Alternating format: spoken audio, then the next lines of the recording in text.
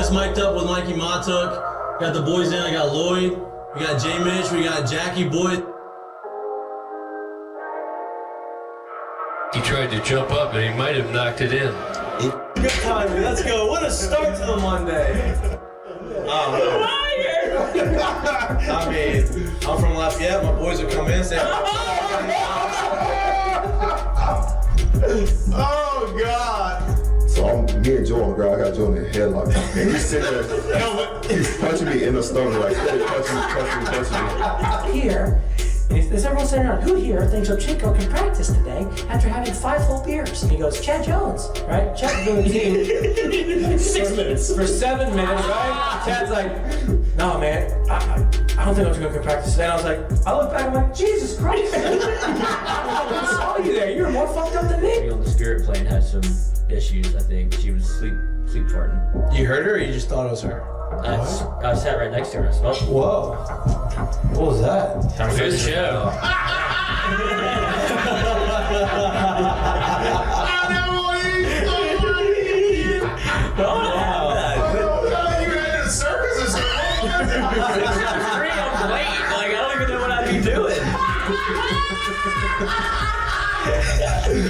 Now, when you do go to spring training, are you gonna bring your chinchilla and your turtle?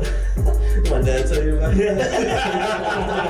The SEC is, God, they hate fat people. I mean, I get crushed for that. You know what I mean? It's like, come on, man.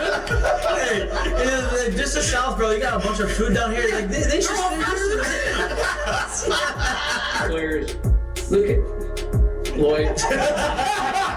You know what, Lloyd? You're looking for a recruiting coordinator, coach. I'm here. He's like, I'll piss my pants right now. No way. We're wearing gray pants, long gray pants. He goes, I'll piss my pants right now.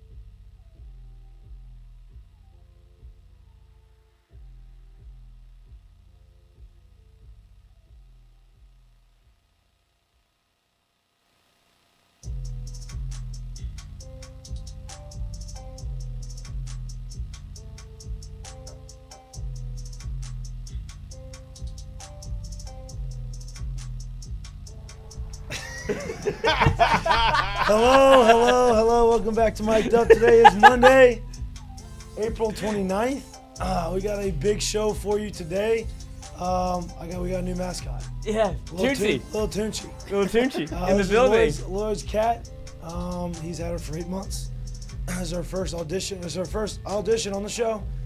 And she just decided to come hang out with. She just picked We have her our own tiger. Yeah. She's made her way onto my desk, which is great. Look, she's just Chilling. No big deal. We got a big show for you today. Sorry for the delay. I'm just coming back into The town. voice As is you can unbelievable. see, as you can hear, my voice is left my voice in the Bahamas. But I am here. Or in that bottle of tequila, which one? Yeah. Hey, no hangovers while I was there. The tequila, Make sure. Casamigos on the rocks. Oh, there she goes. There she goes. Casamigos on the rocks, splash of lime. No hangovers. Yeah.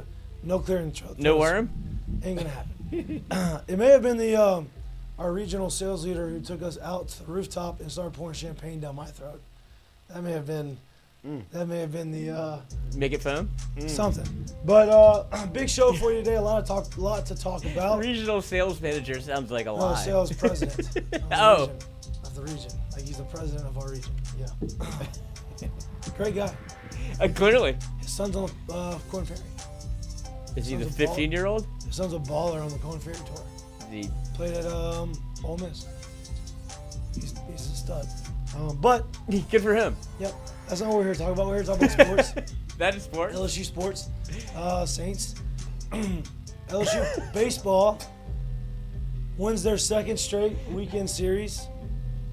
They probably should have swept. These are 2 series in a row they probably should have swept. They lose the Saturday game No. at Missouri. Wait, Okay. let me finish. Lose the Saturday game at Missouri. They probably should have. They played terrible. They came all the way back. Probably should have won that game. If you look back at it, probably should have won that game. You look at this Sunday game that they had against Auburn, same situation. You look at what they did and the opportunities they lost, they probably should have won that game. But that's 2 straight series that they have won after coming off of 5 straight series losses. They're well on their way to playing better baseball. They've got to win more games though, right? Cannot give away games anymore. You've got to win as many games as you can.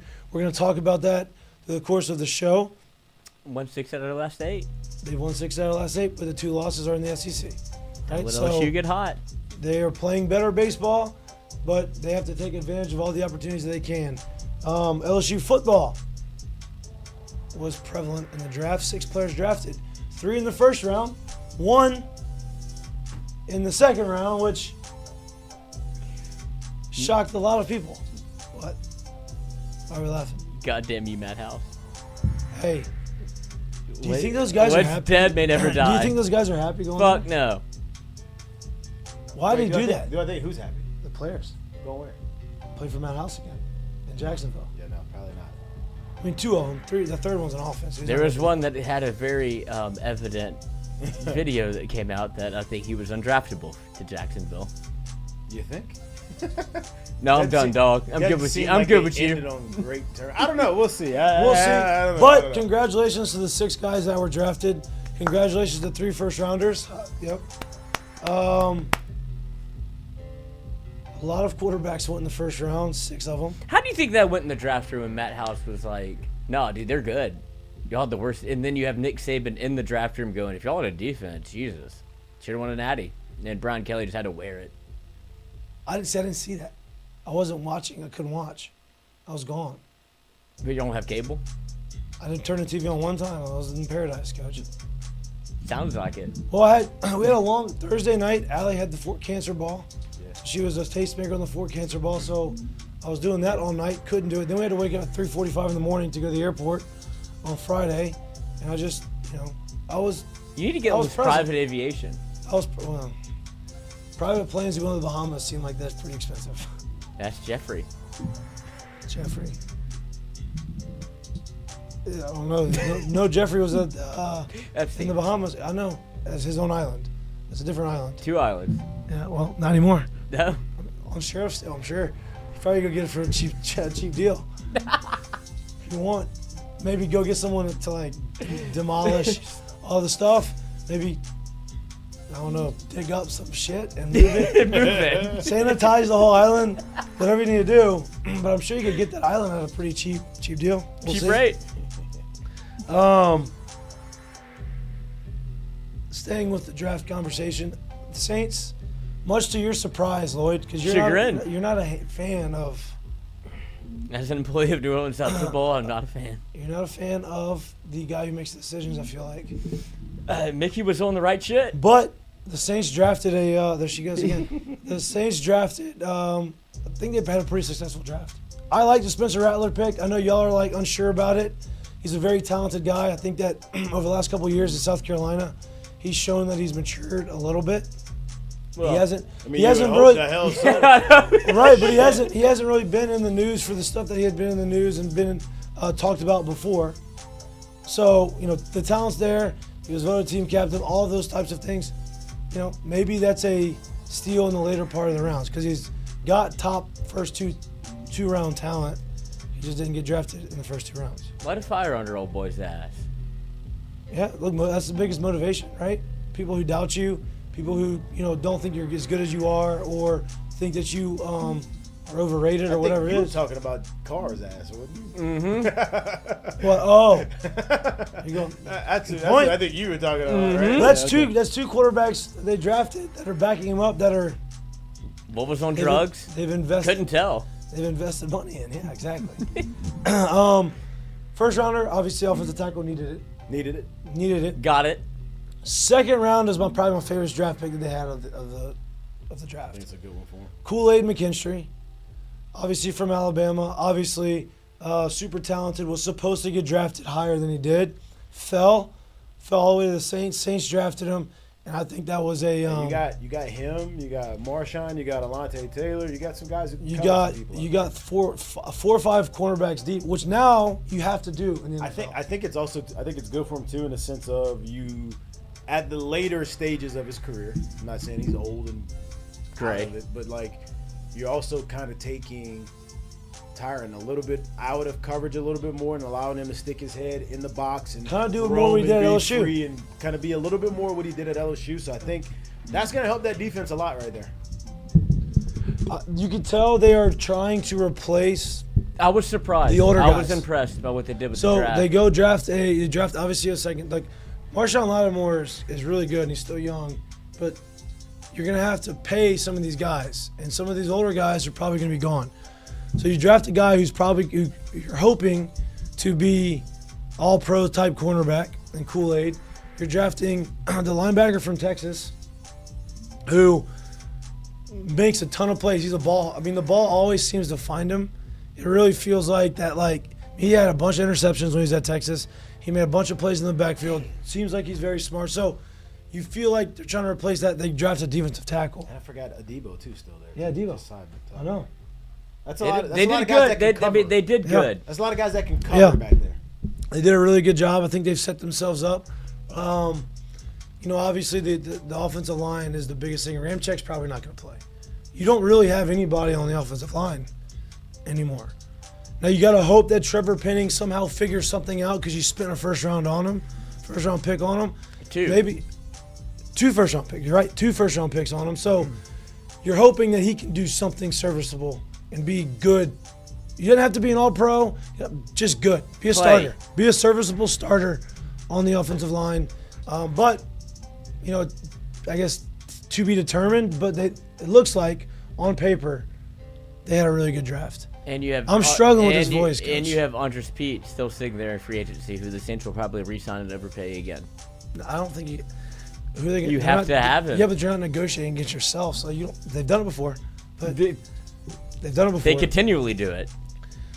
You can sign him maybe at a discount, give him a job. He wanted to test the free agency market. It obviously hasn't been as lucrative as he thought it was going to be. You go back somewhere where you're familiar, with a scheme you're familiar with, and maybe not. You're not going to get paid as much. You get paid. Saints will pay you. You have a job. They don't have enough. You have a job. Players. I agree. But Andres Pete will be a New Orleans Saint for You another. think? He's going to fleece him again. You're And he was. making And to his credit, he was serviceable. Good. look, he's fine. Well, he's not going to fleece him because he didn't get it on the market. So there's already that little Right, bit of that's what I'm saying. undercutting. If he didn't get it on the market, it's already whatever his asking price was is going to be knocked down a little bit anyway.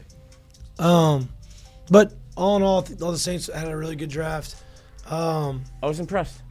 Last little bit of Heineken headlines before we move on to LSU baseball and really get into that conversation. The Pels, The nitty gritty. the nitty gritty. The Pels are trying to avoid a sweep tonight at 7:30. Obviously, Zion's not playing again. What's that? Toss it. Toss it. You think they're done? Yeah, it's gonna be tough. But they're trying to avoid a sweep and hopefully get some more games and see what happens. Maybe pull off a miracle. That is at 7:30 tonight. I don't think they do it either. Yeah, I don't think they do. Just fold it. Fold it up. No, you can't fold it and up. if I'm being honest too, if you really watch OKC play, bro, they are good. You had your chance. Like they are good. They were shell shocked in the first game. It's hard to not score in 5 minutes of game action, which happened against the Pelicans whenever you had a chance to win and steal a home playoff game from Oklahoma City. Once that didn't happen, it was curtains. Yeah. And you talk about blow it up. Don't blow it up. I feel like the Pels are close. They're close. No. They're They fun. need some They're a help. fun team. Yeah, they're close. I don't think you blow it up. It's just very unfortunate that your best player, who actually played a lot this year, 72 games. got hurt in the playoffs. If he doesn't get hurt in the play-in, like he doesn't even get to play in the first round. So, I feel like if he doesn't get hurt, Well, it's a different series. that's the story on him. No, for sure. But this He made it further this year than he's made it all. Exactly. So, Exactly. got to keep Joel Embiid in the process that thing like Philly was. That's it. Yeah, be more Joel. Which that's a whole nother Be more conversation. Joel than Ben Simmons. Joel, at what point are you going to look at them and look at Joel and say, hey, man, The process. the process ain't working. You're good, but you ain't winning. Speaking of good and not winning. Speaking of good and not winning. 2 out of 3. Starting to win. Starting. LSU baseball wins another series. They beat Auburn. Auburn is the last place team in the SEC. It is a series that they should have won. It's a series that they probably should have swept. A lot of conversations have led up to this weekend, and a lot of guys had their opportunity to play. Now, for the baseball fan, the casual baseball fan who just looks at box scores and doesn't watch games and doesn't really see how something happens, you look at the line on Sunday for Cade Anderson, who we've been screaming for to start, and you say, well, Literally. this guy didn't have a good start. I would say that's not true. I would say he had a very unlucky, unfortunate start. He gave up one ball that was hit hard. Everything else was jam shots. Everything else was bloop singles, which is part of the game. I understand it.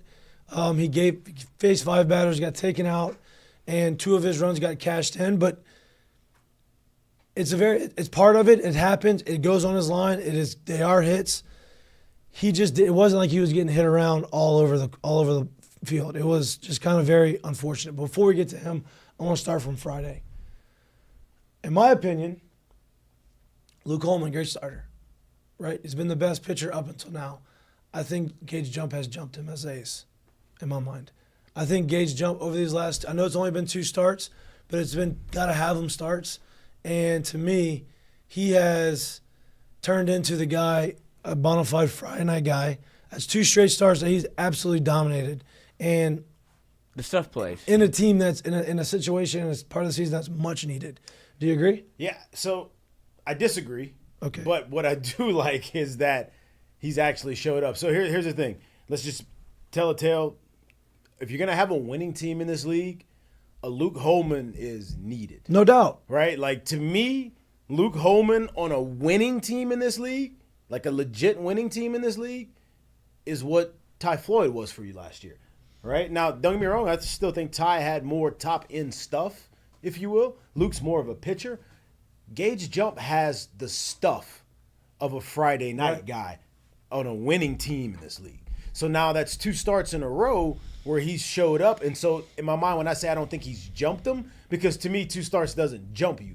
But I do think he needs to continue throwing on Friday or game 1. I do think that if he can continue to have these type of outings, this LSU team becomes way better.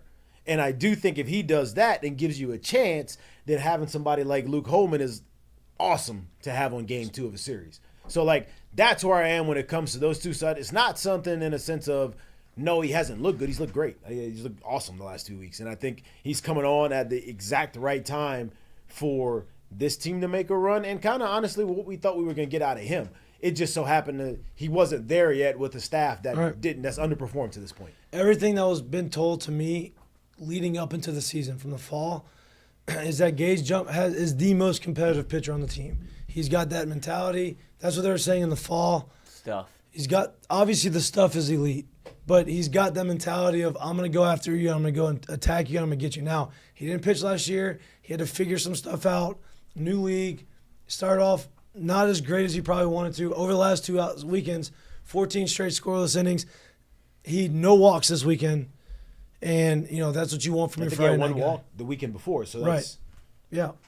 We've come a long way. 1 walk in 14 innings. We've come a long way from 4 innings, 5 walks. And 97 pitches. And this is to go back. So if we go back 3 weeks now, this is the conversation that we had where it was 4 1/3, but 98 pitches, 5 walks, and maybe he didn't give up runs, but that's what we meant. Where no, I get it. The line and the actual earned runs in that start doesn't say anything crazy.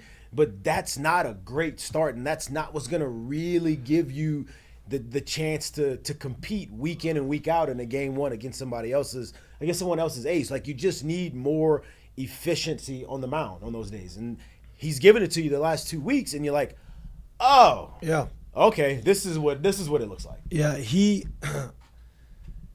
have 2 starters. You have 2. Yeah. You have Ace A, Ace B. I'm convinced you got 3 starters, but go ahead. Yeah. No, I'm with you. No, I I'm know with you. I know. I'm just throwing that in as a caveat. No to doubt. I think keep you have going. 4 starters. Yeah. To be honest with you, because after that, what happened with Cade, Griffin Harrington had another good outing. Yeah. 4 1/3. Like he had another good outing.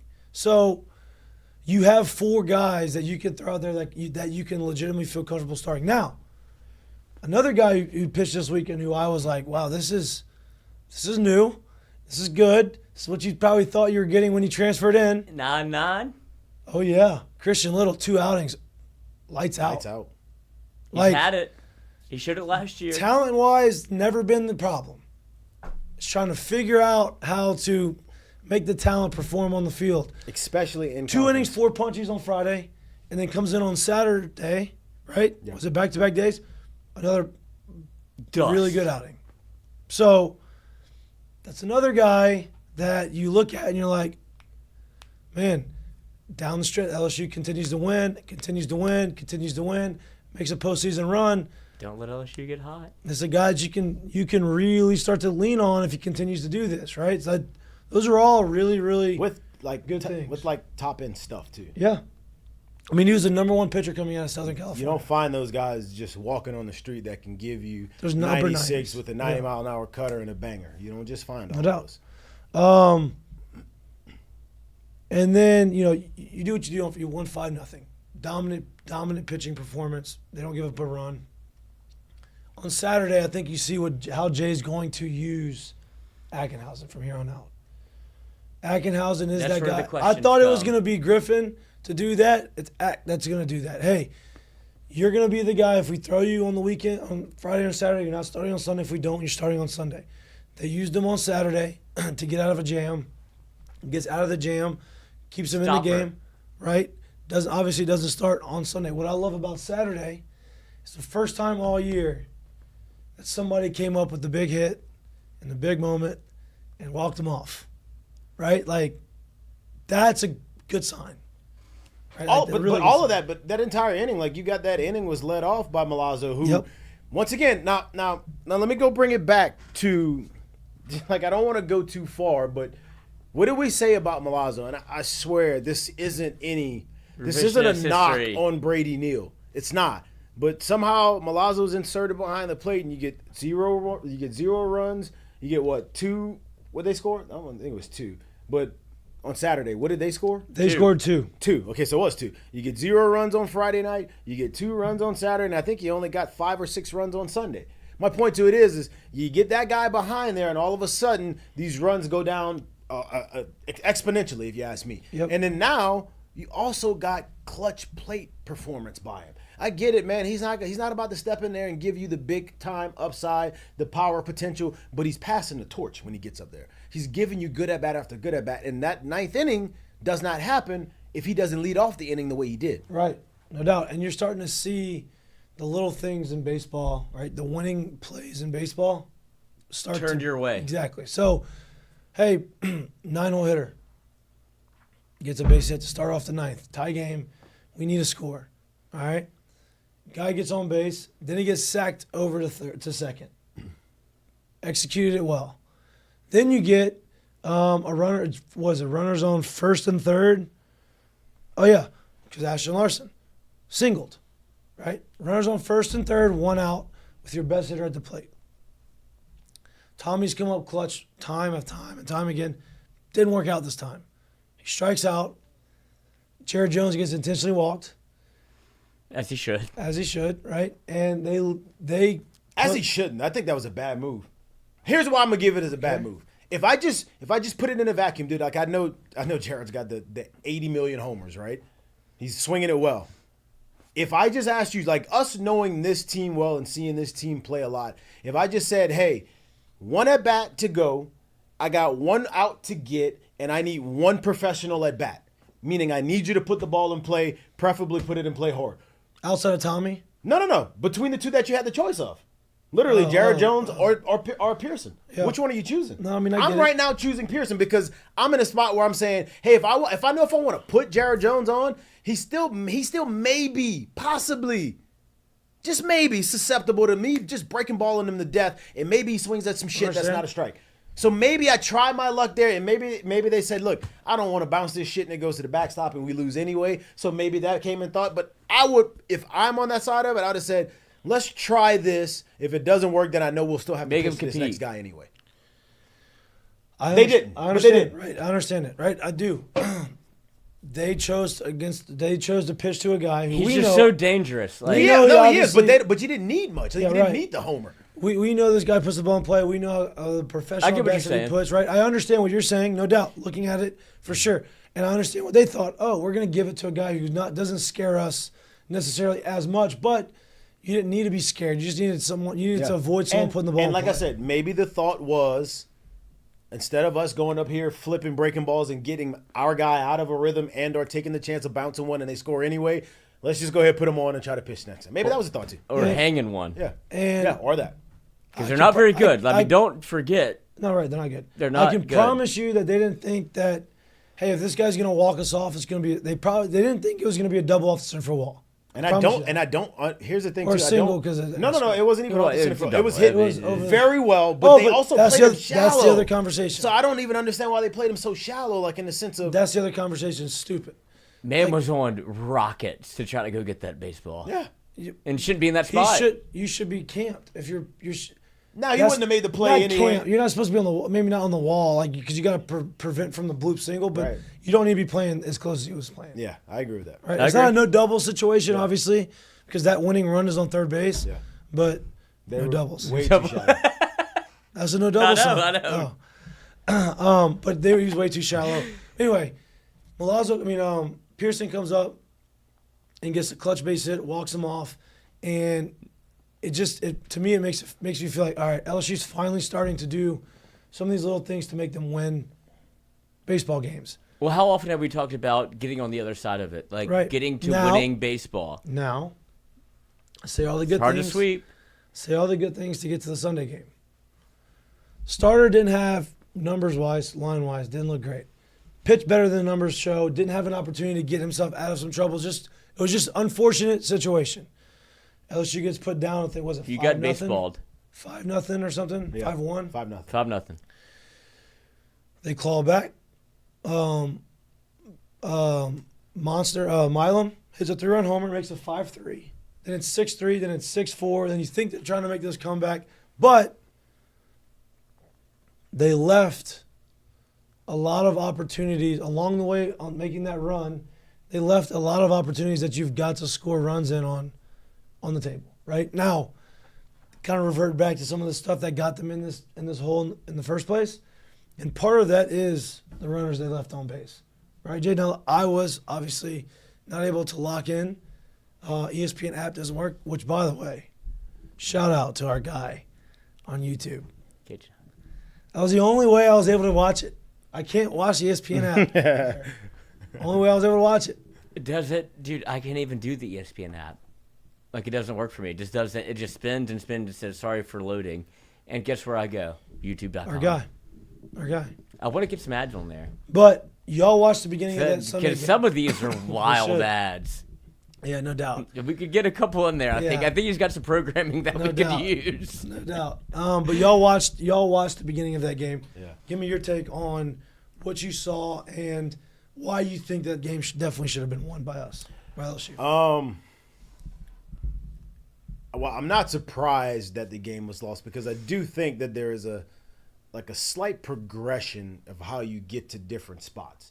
Now, what I mean by that is, yes, they did leave, I think, runners on first and second with nobody out, got no runs.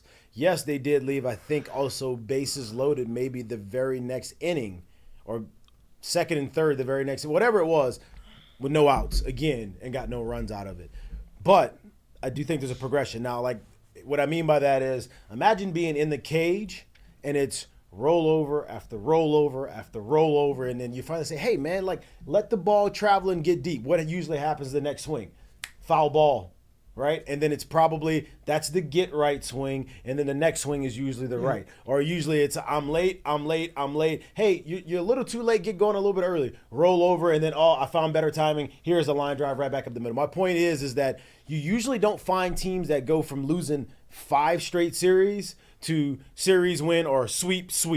Like there is a progression. You got to get to those spots. So I would have loved to have seen them win. I thought they really could have used the win, but I do see like, hey, they started having some of these at bats were better in those situations.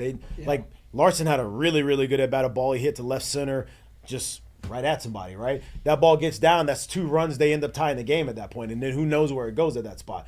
So I would have loved to have seen it happen. I just think that there's a progression to you getting to those spots. And usually, hey, you go take a series on the road. Hey, you take another series at home when you had a chance to win. Then you bring in the team coming this weekend after they play this midweek game that everybody thinks you got no shot at winning. Yep. And somehow, usually, these are the situations that really get you going. Yeah, that was my next point, right? Like I said, because you said that it's not the end of the world, which I agree with. Mm-hmm. But I said that you had to sweep one of these first 2 series, or one of these last 2 series. We called it a must sweep. For me, I did. This weekend I did. I called it a must sweep because your schedule gets a lot harder than these last 2 weeks. You're playing number 1 team in the country in Texas A&M at home this weekend. You're then playing Alabama, who's been playing really good baseball, and you're playing Ole Miss, who's trying to do exactly what you're doing. They're trying to make their last-minute run into the SEC tournament, into the postseason, and try to find a way to replicate that magic they had a few years ago. So now you win 2 series, which is awesome. You don't sweep Auburn, which you probably felt like you should have. And now you got to go and play against a team who's really, really, really, really good. Now, these games are extremely, extremely important. Even if you win all of the last 5 series of the year, right? So these last 2 and these next 3, that gives you a 13-17 record in the SEC. That's winning all of them. Now, if you lose this series, that puts you in a different spot, right? Like that puts you in a position where you really got to fight to try to. Wait, did I do the math right there? We had 3 wins going into 3-12, right? Yeah. And if you win 5 series, yeah, that's right. Yeah. Yeah, that'd be 13-17. That's good math. Now, you lose a series, that means one of these last 2 weekends you have got to sweep. So my whole point saying you had to sweep it is it's a team that you're better than on paper. You should beat them. You don't have that many gimme wins moving forward, and your schedule just gets significantly tougher. And to Jared's point earlier that we talked about on Friday, at some point the other foot has to drop for A&M. They got down 9-0 to Georgia, and then they rattled off 17 runs. That's where I was going with this point. Like, so it's you just got to run out of hits. You can't use them all up, and they're using them all up. 9 straight SEC games. A&M scored 102 runs. Yeah. In their last 9 SEC games. Yeah, average it up. That's over 10 runs a game. So math. My point to like, don't get me wrong. Runs a game. You need all hands on deck to be able to win this weekend. But let's be honest, that run's got to stop somewhere. To me, as this season stands right now, LSU's toughest series going forward will be that Bama series. It's going to be on the road. It's going to be after what is for sure to be whether you win the series, lose the series, sweep the series, or get swept. It is going to be by far after you're on such an emotional high and or such an emotional low and so much energy put into this weekend that you got to go there, and that's a damn good team. And if they're playing and clicking on all cylinders, it's a tough team to beat. So this is a huge series for LSU. But these next 6 games to me is kind of where that's the determiner on the year. And I think it's going to be more so next weekend than it will be this weekend. I have a question. Okay. You saw how they pitched this weekend where you mentioned it, where you brought in Nate Ackenhausen, who, not a shoulder, not an elbow, a hamstring, something he's dealt with previously. That's what Jay said, that it's fine. It's something that he's dealt with before. But what does that set you up for Friday, Saturday, Sunday? If that's the routine they're going to go with, you saw how much do you trust Kristen Little? How much do you trust a Gavin Guidry? Because you're starting to get into that territory of who's the next guy up if it's not Nate. So especially on a Sunday. He said he's going to be okay if he can't pitch. You're saying if he can't pitch? No, I'm just saying as far as the rotation is set up, like it felt very much, and I'm a little, I don't want to say shocked, but surprised that you didn't go the guy that hasn't given up a run. I think that if Nate can't go, or I think Griffin's that guy. That's what I'm saying. I'm surprised he didn't start on Sunday. And I think that. I know we've been kowtowing, or you two have been kowtowing for Cade Anderson, and I still don't think that you can't write the book off of. No, what and you I was saw. okay. Look, I was okay. My whole thing was I think Cade. You're not going to see him on Tuesday. I think Cade is going to be your most talented guy, right? And now you set it up. Moving forward, I was okay with either him or Griffin starting, right? I think Cade needs to start for his experience. And he loves Griffin out the pen, like he said it. I know. I think Cade's still the Sunday guy, unless for some reason you have to throw Griffin on Friday night. Then and that's my question. How do you figure this thing out again? I think Cade's not going to throw on Tuesday, just like you said. So what are we doing here? Who can give you innings out of the pen? And I know everybody's going to sit here and say, well, he didn't get out of the first last time. We had a guy up. Watch the game. 3 at-bats into the game, they had a guy up. After you got a line drive hit, you got a blue fisted hit, and you got a ground ball that was at a shortstop. Black cap still plays. We had somebody up at that point already. So let's not sit here. So it was very obvious that at that point, Jay didn't say, Cade, you suck right now. He actually said, we need to win this game, and I'm all hands on deck in the sense of minimizing this thing as much as I can. That obviously didn't happen, but that was pretty much what his idea was. So when I watched Cade pitch, I think the first 4 hitters or first 5 hitters he threw to, he went 1-0 to all of them, and he followed it up with a strike. He was landing breaking balls. He was throwing the ball well. I don't think you look at what he did and just look at the line after and say, yeah, you sucked. We can't do it again. I think you're actually very encouraged with the way he threw, and you're like, man, if I could get him to do that again, and there isn't these unlucky hits, this could go completely different. So I think he's in line to start again in that situation because he's obviously not going to throw on Tuesday. So if that's the case, like you said he feels very good about bringing Griffin out the pen, and I think it's one of those situations where it's like, this is where he does well. Yeah, like if I got a guy that's absolutely banging in the 6 hole, man, tomorrow don't make that much sense to bring him up to the 2 hole. Yep. Let him keep doing his thing there. Not that he can't, but like this has been a for sure for us. It's a for sure. It's a write it in. So let's not change that up. Bring him in whenever we need to win and shut the door, and then we'll do it then. So I think you keep Griffin in that situation. So now if Griffin if he stays in that situation, I think if Ackenhausen can't go, you would probably have to look at, well, unless I'm very okay with Christian Little at that point, unless I'm very okay with somebody else at that point, then, man, maybe I have to use Cade how I was using Ackenhausen in this situation. Which is basically like I need you to hammer this thing down, but you're not the nail that Griffin has been this year so far, if that makes any sense. Thatcher's still out there. Guidry popped up again. Yeah, he did. He came out in a big moment. He did. It's huge. In a big moment. We talked about that last week. We're like, maybe he needs that needs that to little come again, bit of... and maybe that does come. And if you could get that and you feel that you've gotten that out of him, if you feel that you've gotten that out of him, then yeah, Cade stays in the Sunday row or game 3 row. And you're able to recapture what you got out of Christian Little popped up out of Gavin. The talent. I understand why Jay is frustrated and like looking at like, dude, they're all good. Like these players are good. You have a good baseball team.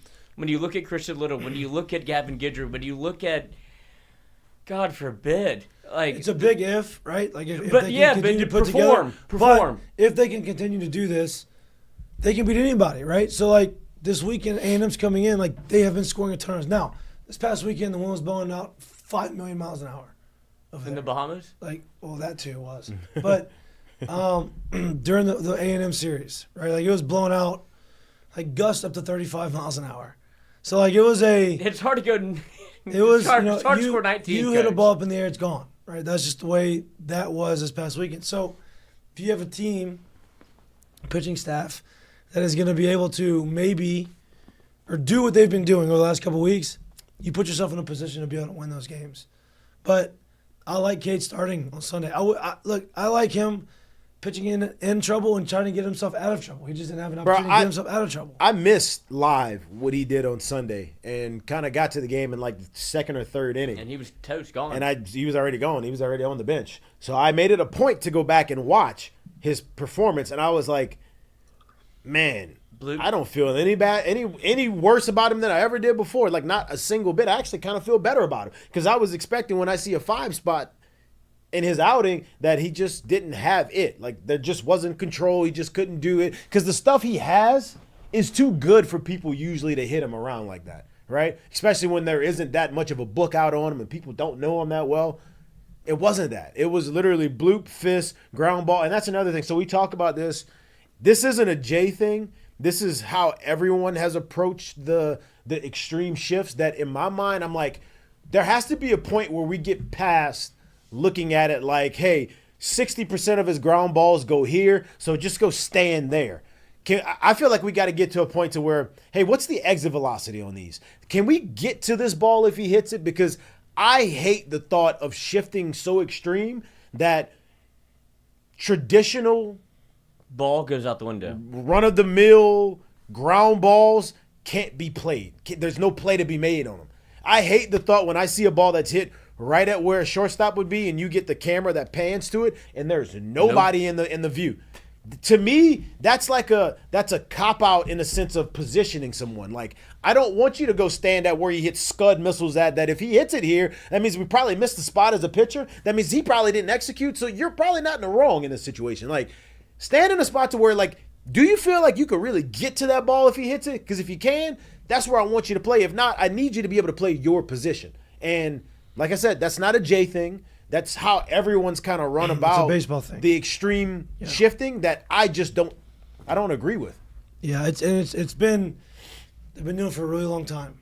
Baseball in general, and it's gotten worse and worse and worse to the point where Major League Baseball just said you can't do it. I go so far that it's like it brings me back to this one's deep. It brings me back to the middle of the football season, and I don't know if you ever caught it. Nick Saban was talking about on the McAfee show how he feels about going for it on 4th downs with the analytics, and he said so many people are at the point to where they just go for it because they say, oh, the analytics, but he's like, but what are the percentage if you don't get it? What's the actual score of the game? Where's the flow of the game? What's the situation look like? What's the situation really look like? Not just, hey, here's the down distance and then go for it because it's 60% of this and that. It's like guys have gone to just saying, well, the analytics say this instead of just saying, let's put some reasoning in this as well. And I think that's where we got to get when it comes to the baseball side of that thing.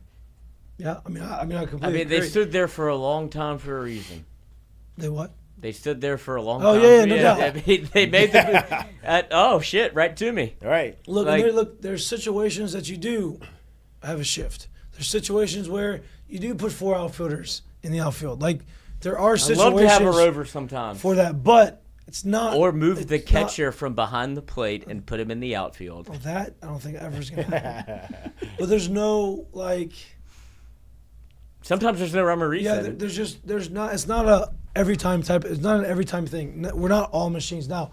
Law of averages. I get that. I get it. Over a long period of time. That's what that is made. Those are what those analytics are determined by. But when you're in like a short and a vacuum and you're like, it's a playoff game or it's 1 inning and you have to make the play, what do you think is going to happen? And they argue, well, you can't. It's hard to predict that. You can't just guess on if it's going to happen this time or if it's not going to happen on this time. I understand that point, but the situation has to dictate something. If you're not in a position to make to turn a double play, you shouldn't do it. This is something that's going on between players that I'm just not sure that like coaching and or baseball support staff have ever really sat and thought about, and or if they have and had this conversation, how much they've taken it into account. But let's just think of it this way: which hill would you rather die on? 105-mile-an-hour ground ball hit up the middle that we are not positioned for, or a 65-mile-an-hour squibber right at the shortstop that we're not positioned for. Yeah, you're saying you want to reward you. Like, I don't want to reward a hitter for having a bad swing. I don't want to steal away a good swing. I'd rather steal. I'd rather getting there. I'd rather not reward a bad swing before I Reward steal a good swing. Right. Yes. Like That's the law of averages. right. Like on hey, both sides. This guy hits the ball 105 up the middle. It should be a hit. Right. I understand that. Like if I'm playing center field and there's a left-handed hitter and he's late, right? And so as an outfielder, we finally say, hey, he's got 2 strikes on him. Let's move to his offhand. And then all of a sudden you flip a breaking ball right over the plate that he's able to pull in the left and the right center gap. That shouldn't be your outfielder's fault. You missed the spot because either you hit the spot or you continue to throw the fastball because he hasn't caught up to it yet. And that ball never happens. Yeah. Right? So it's like those type of situations. Like I don't want to feel so great about me saying, oh, look at me. I took away your 102 mile an hour ground ball up the middle. While all of a sudden sacrificing now, taking away a good pitch made and you not getting the barrel on it. And it's hit where you should be playing at. You know what I mean? Like that's the thought. And look, there's these things, you're not gonna be able to stop everything. No, not at all. Like your point is, hey, if you're playing your normal position and he gets a squibber and it gets through and you're not playing there because of shift, that's wrong. Some of these bloop singles that happened that went over there in the outfield, like those are gonna be hits no matter where you're playing. You're not gonna be able to put somebody right behind the first baseman to get the jam shot bloopers. But as a pitcher, you do everything right. The guy hits the ball, gets soft contact in a position where the guy's supposed to be, and you don't get the out. Like that's frustrating. Yeah, it's very frustrating. It's like it's a very deep conversation. Let's just take it back to where like let's say Mikey's playing center field. Like I go back to that same situation, and Mikey's playing center field, and I'm playing right field. And Mikey says, "Hey, I'm gonna move over now on this left-handed hitter," and I move over too. In my mind, I'm like, "All right, does this guy run good at the plate?" Because let's just say he hooks a ball down the right field line. Can I get to it, cut it off, and or make a play on it before he can get a triple, right? That's my first thought. All right, how far over can I move to that? So let me move that far. Now my second thought is, can I take away this gap from him just in case something gets hung over the plate? That's where I want to play at. So it's a fine thought of like right in between those spots where can I play him? How far over can I take away this gap? But also not give him a triple on something that he may hit down the line, knowing that I got to bust it in that situation, right? Like, that's the kind of thought process because that needs to go on. Because the ball down the on. line is going to be a double right. regardless. It's going to be a double regardless. So you just got to stop. So I just want to make sure I take away the triple, right? Now, how far over can I go to cover this gap because Mikey's playing the off gap, and now I cover this gap, but I also make sure that you ain't getting a triple if you hit this thing down the line. That's my thought process on these big shifts where it's like, all right, if you know he hits balls up the middle, how far over can I go to where it's realistic that I can maybe at least get a glove on something that he hits up the middle? But I'm also not giving you just straight away shortstop on something you don't hit to where I can't even keep the ball in the infield, much less even make a throw over the first. Yeah. It's been it's a conversation that happens in every locker room from the big leagues down to high school, I'd imagine. And it's not going away. It's trying to figure out. It's different mentalities. Some coaches are still old school. Some are so new school that it's too much. It's always going to be a conversation. Same thing in football with the fourth downs, right? It's just always going to be a conversation. You don't have to agree with it. It's unfortunate that's the way it happened because it did cost LSU or did cost Kate Anderson some runs, even though he did throw the baseball better than the numbers showed. So I would imagine going back to that initial question, yeah, I think Kate is going to continue to start on Sunday. I really do. I think the other guys pitching the way they've thrown, I think that they have given Jay more confidence to throw them in those big situations, and I think it's going to help LSU moving forward. The bigger problem on that Sunday was them not being reverting back offensively to not driving guys in with runners in scoring position. That was the bigger issue. It wasn't the pitching. It was the offensive side, and that goes back to our conversations is somebody's going to have to pick somebody else up. Pitching staff has done it the last couple weekends.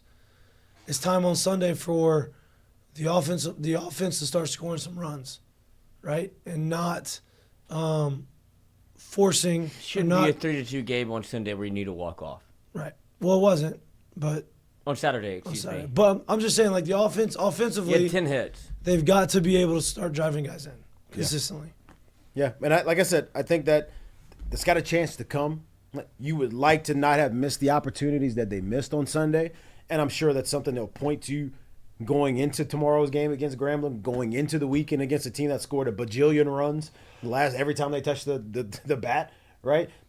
You have to understand you have to be able to take care and take advantage of those situations, but I also think they're becoming a progression, right? So, yes, we needed it on Sunday, didn't get it, but you got the series win. How can you build on that going forward? Yeah. How can you find a way to Right. get one more of those? When you get one more, how can we get two more of those and keep going? Yep. All in all, Success. great series, successful series. All right. Because you also, not to cut you off, I'm sorry. Oh, you're fine. The SEC continues to cannibalize itself. Like you see. That's what I'm glad you brought this up. Go ahead. No, I'm just saying. You see some of these games and the way that they're playing. You have Kentucky go 15-13 with South Carolina. You have Georgia go 5-4 versus Texas A&M. Like Florida 9-5 against Arkansas. Mississippi State 7-4. Alabama 10-3. Hey, and I'm glad you're bringing this against up Ole too Miss. because this is what you're in. Yeah, we've talked about this. Like, this is a tough league to sweep in, and this is a league where, think about this. You have Tennessee, who went on the road the weekend before and beat the hottest team in the country, arguably, right, in Kentucky. You go to their house and beat them where they only have one conference loss. So they come back home the next weekend against a Missouri team who just got smacked at home by a 3-win LSU team. And they beat them 10-1, I think, in game one, and then they beat them by one run in both of the next games to get the sweep. You would have thought, hey, this is going to be a sweep, and this is going to be a boat race from start to finish. This league is tough to get sweeps in, so that's why I do think it's a legit build-up moment to get to those spots, if you will. And it's tough to just do it straight off of losing 5 straight series in the league. It's Well, as you said, like, take it for what it is. Like, LSU being able to win 6 of their last 8, and Jay said it himself where he goes, even tomorrow's a must-win against Grambling State on a Tuesday. every game is a must-win. Yeah. There's no more slip-ups. They've put themselves in too big of a hole. And that's what gives me my next question for you. Who starts Tuesday? You're going to turn the TV off? Johnny. Well, I mean, Javin Coleman? Johnny may be on there. Host that, baby. It's that day. They have 2 midweek games left. Yes. Yeah, this one and next week, I think, right? Yeah, Johnny Holstaff will probably start. Who would be that? Because you saw a little bit of it. Like, there's no Cam Little left. I mean, Dutton may start. He pitched. So He did. He threw on Sunday. Yeah, but it really doesn't matter. well, I mean, I mean, Javen Coleman start. may be really the one. Javen? But even if he Your started, favorite. hey, even But if he like- started, like, does he throw more than 30 to 50 Right, that's the pitches? Like, thing. it's still the same thing to me. I don't think it really matters who starts, but you need someone who's going to kind of get you in there clean and give you a chance to get going Go on the other score. side. Yeah, but I don't think Offense you're game. going. I don't think you're going to see anyone go 4 Well, 2/3 to 5 plus innings. Like, The I don't reason really I brought think it you up see is because you saw who is. It feels like it's penciled in for the weekend now. no doubt. You don't And get know your that lineup. luxury. And you know your lineup. You're 23-3, or 13-3 in conference, non-conference games. 23-3, I believe. Like, you don't have that luxury of having a freshman that is an absolute. He's better than that. He's not a Tuesday guy. Right. Now you don't have that anymore. Right. Yeah. So you're gonna have to figure out whether it be offensively or Just Johnny get the wins. Holstaff. Just get through wins. All right, on the midweek games, set yourself up for the weekend. I think you know your lineup, what your lineup is too. It feels good. right, which does feel good. I think Larson, Milam has Clinton gotten didn't over play that hump. the best. He went to the Valley. Larson Milam kind of is on the upswing again. Big 3-run homer, first SEC homer of his career. What? I love him. Yeah, he's great. I think he's a great player. It's just he needs to learn it, and he's getting there. Larson has been Nails. as good as you can ask for, as consistent as you can ask for a freshman to be right now. Yeah. Big hits, big swings, big At at-bats. bats. Like, just as good as you want him to be. So you know now for the most part, I figure you can still mix and match a couple.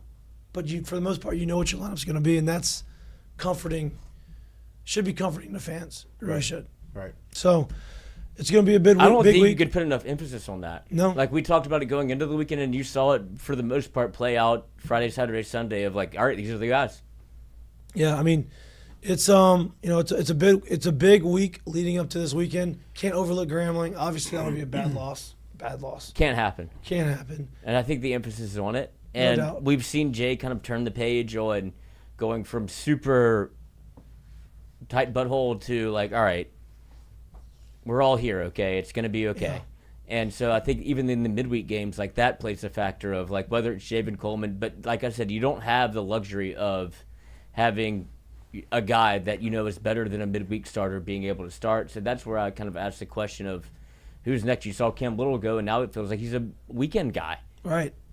So I don't know who they throw, but it shouldn't be a big deal. He threw twice this weekend, so I'd be surprised if you see him. That's what I'm throw saying. at You're not all. going to see him on Tuesday. Yeah. It's going to be Coleman. I do think here's the thing.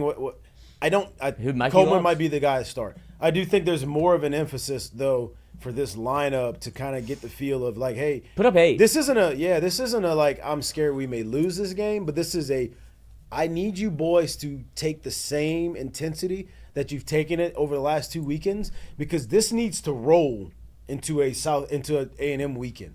You need to show up feeling good. We need to actually have this thing rolling from the start in an A&M weekend to even have a chance in that weekend. Like, I'm just being straight up and honest. Like, that team's strong. That team's played well this year. They've got a guy that's performed very well on Friday night. They got a guy at the back end of the bullpen. They got a lineup that's done everything that you could have asked for and more. You can't go into that off of a 3-run outing against Grambling State or possibly a loss against Grambling State. No, it's not about a loss. It's about showing up and doing what is expected of you, right? Which is steamrolling them. I'm just being completely honest. Like, go out there and get it done. That way you go into this weekend on a high where you actually have a real chance of doing what you need to do. No doubt. That's what I think that you're going to Tuesday regardless. I'm looking at the weekend. When you look at a Gage Jump and a Luke Coleman, when they pitch like that, there's no series you shouldn't be able to be competitive in. And that's what Jay kind of said. He's like, if we got 2 guys like that, I'll take my chances on Sunday. 2.5 pitchers. You got 2.5 pitchers. Yeah, 2. And you got, Herring. Yeah, you're right. 2.5. You're right. You do. They're in a good spot, better spot than they have been. This feels like the most formulaic it's ever been. Yes. On a different note, did you see? I'm pulling this up on Twitter just because it popped up. Did you see Kevin Na and Live this weekend? Mm-mm. Oh my God, it's a nightmare. You should watch it. Is it a couple of these and a couple of those? Oh, it's you can't put it in. Not even on the green. He looks like he's on the beach. Oh no. And he has like 7 shots to get out to punch out. Can't do it. Crazy. Mistake of the day? Easy mistake of the day? Or on Live. I don't know. You just gotta look at it. But on a different note, staying in sports, Pete Thamel just tweeted out, the leaders of college sports are involved in deep discussions to reach a legal settlement that would likely lay out the framework for sharing revenue. What is he wearing? For sharing revenue with athletes in future NCAA business model, sources tell Dan Murphy at ESPN. There it is. We've been saying that for 2 years. There goes the salary cap. There it is. We've been saying that for 2 years. Say that again? Leaders of college sports are involved in deep discussions to reach a legal settlement that would likely lay out the framework for sharing revenue with athletes in a future NCAA business model. Knew it was coming to an end soon. Yep. It just it couldn't continue to go the way it was going. I have no clue what this framework looks like, but you knew it was coming soon. Yep, we've been talking about You knew that it was for a coming while. down the pipeline. Jesus. It's fine. This is what happens. I've said this before, but this is what happens when you build an entire dynasty, huh? on a house of cards of like, hey, we've made up one word that everybody's following along with, and now whenever that gets proven to be illegitimate, where do we go from here? I don't know. My only hopes is that it doesn't actually cap the player's earning potential, but maybe just caps How much their the teams schools can pay. access potential. Like, what can you actually touch right now? I'm interested in you. I don't know how you do it, but that's what I'm saying. Y'all are more well versed in this than I would be. If a national company wants to come to them and give them a deal, I don't think there's a cap on that. I think the cap revenue sharing should create a cap for how much universities can use the collective to go and pay these players. You have to separate the name, image, and likeness from the transfer portal. That's the first step, I would imagine, because you can't have from recruiting too. Look at what LSU is trying to do. Like, you're trying to be the highest bidder for a defensive tackle, which, hey, no disrespect to the position, but they know that LSU is capped at that spot. Like, Yeah. how much are you willing to pay? Yeah. Yeah. We'll see. You got three guys that are like, maybe we'll take a visit, Yeah. like, because they're going everywhere. Yeah. Super interesting to see what they come up with. It's free agency, which I Don't am know cool how they'll do with, it. but Speaking of the goddamn, staying on the football, how was the Matt House had a hell of a draft. well, how was Nick Saban and Brian Kelly on the same? How was that? Do you see that? I mean, I saw they were on the set. but I didn't see the broadcast that they were on, so I don't really know Yeah, too much. how was about that? He basically insulted the man. Who's he? Nick Saban to Insulted Brian Kelly Brian Kelly? goes, I mean, if you just had a defense, you can't have a defense at LSU. And he's like, you'd won a national championship. He told him that. Yeah, and he just had to wear it. He's What did like, Brian Kelly say? wore it. Yeah, I mean, but that's the truth. It's the the truth. and from Nick Saban, like, you could still tell he has a soft spot for LSU. Yeah, Nick didn't say it like being a dickhead. No, being he was just honest. like, I can't believe you don't have a defense at LSU. Like, I built that place. Yeah. Like, I'm a little offended that you don't have a defense there. Or didn't last couple of years. Yeah. The year before, they were okay. Yeah, but it should be your strength. Yeah, no, I'm with you. And that's where he was kind of looking at it like, it's I mean, unbelievable. Saban didn't. I mean, the strength wasn't Saban's last couple of years. What was that? I just hit the wrong button. Don't. How did you just not talk about it? But that it was almost like he was offended at the fact that LSU's defense got to where it was, like a little bit porous the last year. I mean, because it's been a calling card here. Yeah, no doubt. And he's like, you got players. Like, there's Obviously. players in the state. You got drafted in second. Ronnie round. Prude, I made an NFL player. I drafted him. You had a defensive tackle was second rounder. It was terrible. Didn't get to play. Well, because you Not also, terrible. You played terrible or didn't have a good year. Didn't have a coach. That's my point. That can't happen. And that's more of what he was saying was like, You're gonna see a whole. what are you? It was kind of like, what are you doing? You're gonna see a whole different type of defense this year. Yeah. I am convinced. Of I mean, that. and it doesn't. Well, it can't take be much worse. either. It really doesn't take much. Like if you had coaching matters. Coaching competent matters. defense Just play, a coach. yeah. Coaching matters. I don't know. We got a lot of them that brought back in that seems to be willing and able to do the job. So And there's a little bit of me that thinks that's why Nick was like, I'm kind of good on not coaching. You're going to bring back Corey Raymond. You're going to bring in Bo Davis. You're going to bring in Brad Davis. Like, You're gonna bring in two defensive line coaches. have it. One's You a can defensive. just have it. I'm done. Yeah. Take it. Take it over. Take it. Because It is there for them to take over. Yeah. It really is. You have Georgia, but that's it. he built Alabama out of nothing. There's no reason that school should have ever been good. You have the ability right now at LSU to go out and retake The the throne. top of the SEC. And that's It's going to get harder because you have Oklahoma and Texas coming in, but you have you have the ability to do that. And I think he's set himself up nicely to do that. And did you see Bill Belichick on McAfee? Awesome. It was very interesting. Awesome is a word. I thought it was great. They, At least the stuff that I saw. I didn't see the whole thing. I didn't watch. they were the trying to be very positive, and he was like, "This guy can't with him, can't win with him." And they're Talking like, about where? "Oh, any tape that they pulled up, like Drake May, he was like, mm-mm." I love how And they're like, you know how McAfee is, like super positive, everything's great. He's a Labrador, and then Bill was like, "Can't win with this. Look at this footwork. Get to the next one." Brewski tweeted about it, and he was like, "Hey, everywhere you saw him pause, he goes, that was definitely an F-bomb. It's not a camera." Oh, dude, I think he got a little wasted at the end. He was hilarious.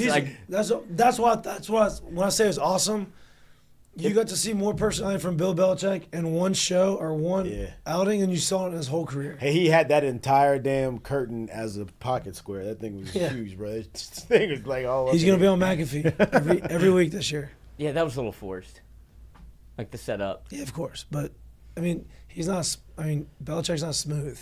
No, he So- was drunk at the end, which is awesome. Yeah. And then Coach, that's a long time to be up there. That's a lot of talking. He's an espresso martini man. And then the end I of was this weekend too. I love him. It's basically cocaine. It should be illegal, but dude. they're Coffee. awesome. Alcohol. Espresso.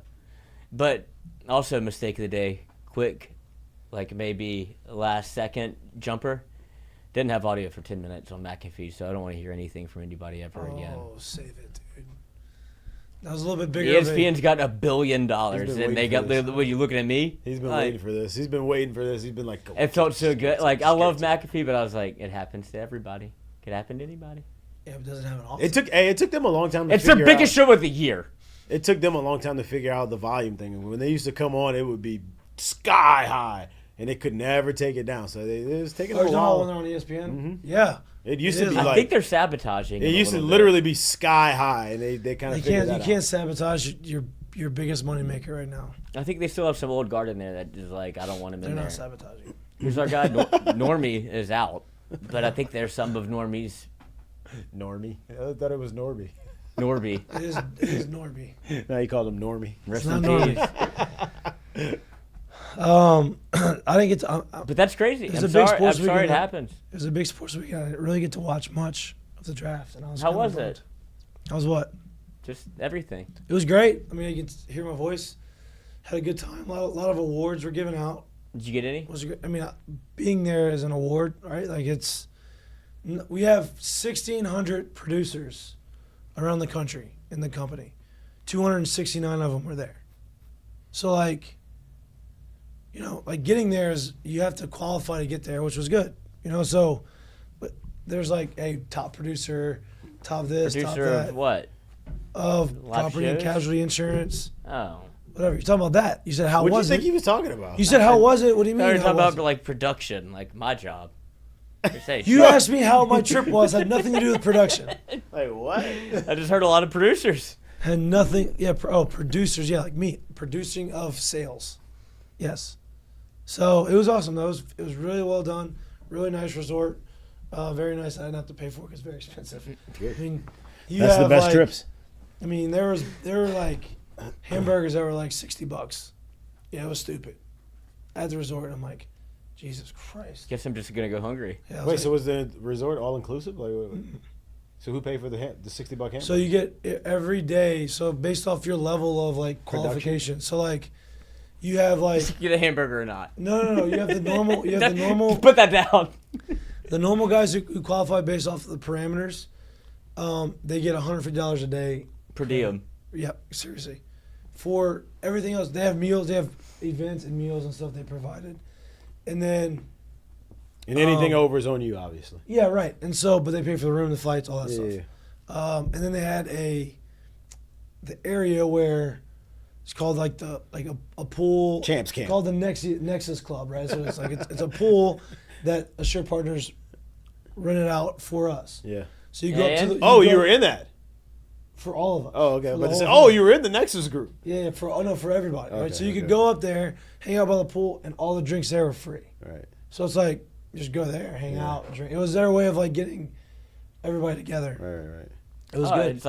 It's like the Washington Commanders in the. So wait, what was the top level of per diem then? So the top level was Chairman's Club, which Frankie's in that, of course.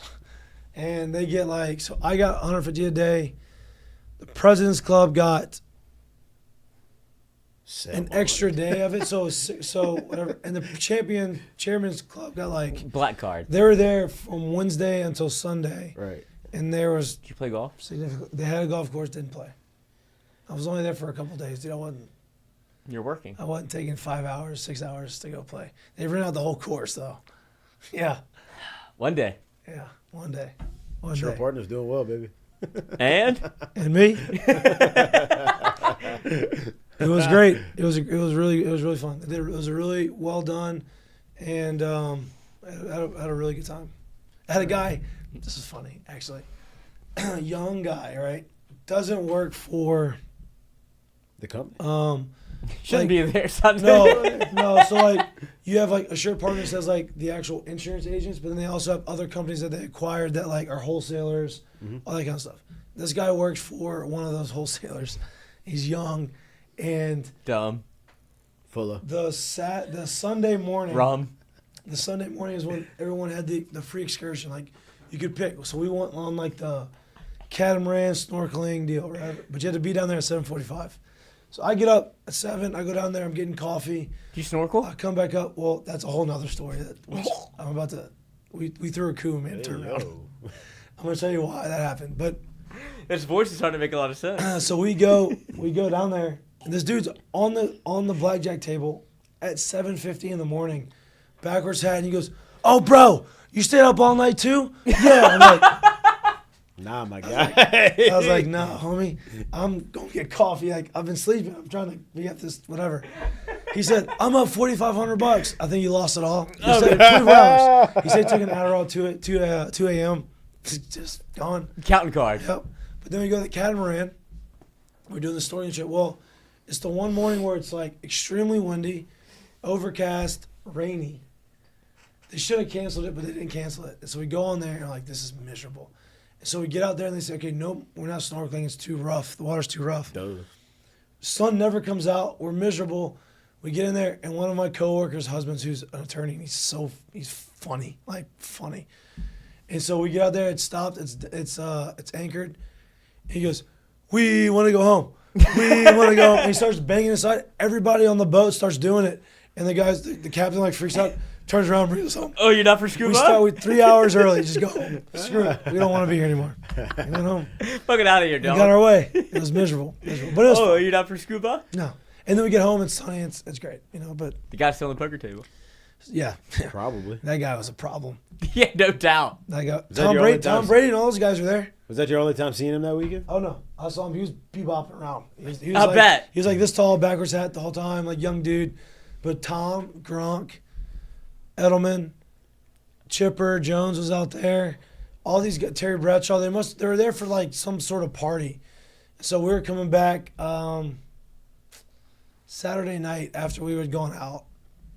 We were coming through, and they had like this private room in the back of the VIP room. I was trying to finagle my way in there, but Weasel? it didn't work. Yep, it was pretty sick. I mean, What? Louisiana guy, Terry. I know. I was like, maybe I could get into Terry and I could make it work, but they weren't letting anybody anywhere near that room. I tried. I worked hard. Sounds like it. I mean, my voice is tough. I mean, I don't know if we can keep going. We want to get to the Seggies? I got a couple. All right. Dude, kudos to you for showing me this one for the mistake of the day.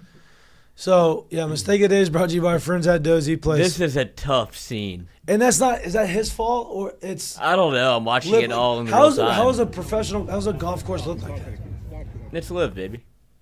I mean, that's brutal. Well, you're hitting it into an area in which you should not be. That's golf. Like you would talk about it's Yeah, but baseball all the time. The areas that you hit it, like that is a sand, that's the beach.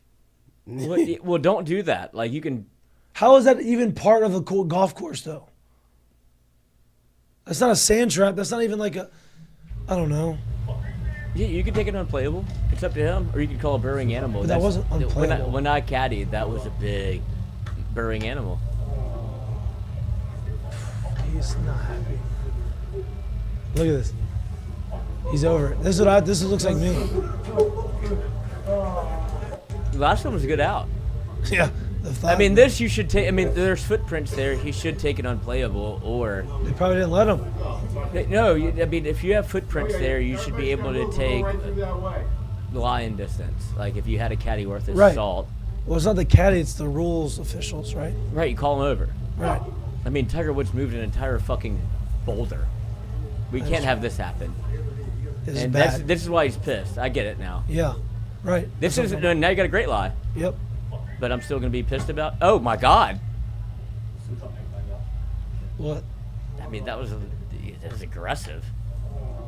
Don't do this to your caddy. Whenever you get one, if you're lucky, don't do this little move. Whatever that was. Oh. Yeah, come on, buddy. I'm here for you. Oh, man said he means Oh. business. That's tough. That was not a hard out. See? Okay, here you go. Let's pack it up. That's tough. Make mistake of the day. Curtain calls brought to you by. Nah. Nah.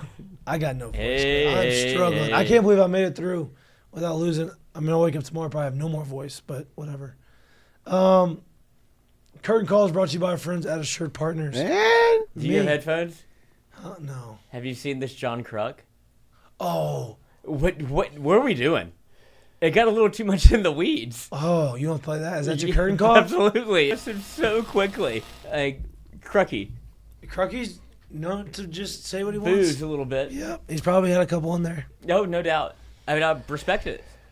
You got one? Yeah. Turned up her car. My curtain call while Lloyd's about to cue this thing up. Lloyd, please play the first one, the first video of it first. But it's the Charles Barkley this weekend who is not the first time he said something that's absolutely just out of outrageous. Talking That's about so what great. The Pels are gonna But the Galveston, oh my God! The best part about it though is my curtain call really is Beyonce's mom actually tweeted at him from the Galveston area, tweeted at him about it, and Chuck gave an apology after, which is also pretty funny. But you need to see the video first before you see the apology video. Chuck is one of one in these scenarios. That's I don't know why. That's why that show's the best show on TV. I don't know why he continually goes after. So play the not the first video on the slide, yeah, the last video.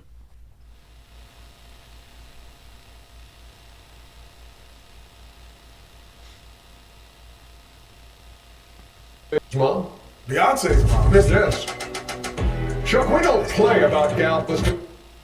There's only what? Watch it. Slide again. All right, play that video. Disappointing noise. Where they going, Chuck? Galveston. That dirty ass water. We're not even gonna send them to Cancun. We're gonna send them to Galveston where that dirty ass water be washing up on the shore and you people think they're in the beach. Y'all can't. We all gonna send y'all to Cancun. Y'all drive y'all quit. Drive y'all ass down to Galveston. Talking about the Pelicans? Come on, man. So they're taking a little. Come on, they need to try, man. We're not getting them no plane ticket to the beach. We send their ass to Galveston, Texas, right where that dirty water washed up on the beach. They can't even get in no water. Come on, man. Shaq knows. All right, now go back to the video, the first video that you saw. Anyway, so we had some. It's like where oil rigs come. Yeah, we had some fun with that, and you know, who latched onto the conversation? Who was that? Beyonce's mom. Beyonce's mom. Yes. Chuck, we don't play about Galveston, Texas. Watch it. Our water may not be blue, but it's still the beach and we love it. Jay sent this to me and Angie B yesterday. He asked us if we're going to let him talk about our city like that. All good. We got a great laugh. So you never know. You never know who you're going to impact. Miss Nose. I don't want that smoke. I don't want the beehive and Jay after Chuck. Miss Nose, I apologize. I do not want the beehive and Jay after me. So how do you like Galveston now? It's beautiful. We're not going there. Chuck's great, right? He's all time, right? That show's all time. He is entertainment. They are entertainment TV, man. It's the best. It's the best. My curtain call is to almost a cop-out curtain call.